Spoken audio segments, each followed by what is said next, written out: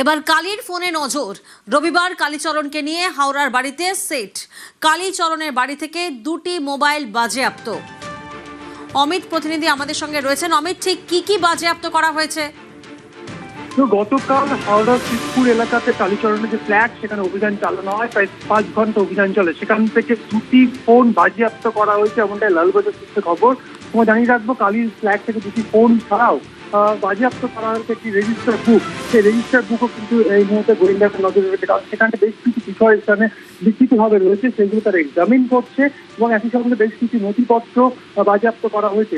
বিশেষ করে কালীর যে দুটো ফোন বাজেয়াপ্ত করা হয়েছে, সেখানে বিভিন্ন টেক্সট মেসেজ বা বিভিন্ন যে ডিজিটাল এভিডেন্স পুলিশের তরফে এক্সামিন করা হচ্ছে এই মুহূর্তে, এবং সেগুলো ফরেন্সিকও পাঠানো হবে এমনটা পুলিশ সূত্রে খবর।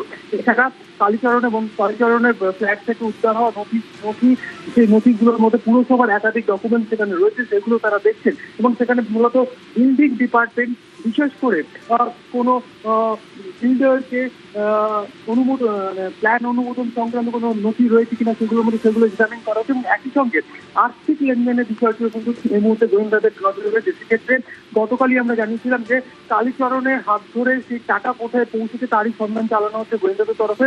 সেক্ষেত্রে কালীচরণের বাড়িতে যখন অভিযান চালানো হয়, তখন ব্যাংক অ্যাকাউন্ট ডিটেলস তার ইতিমধ্যে রয়েছে, ব্যাংকেও ছিঁড়ে দেওয়া হয়েছে লালবাজারের তরফে। একেবারে অমিত, সঙ্গে থাকো।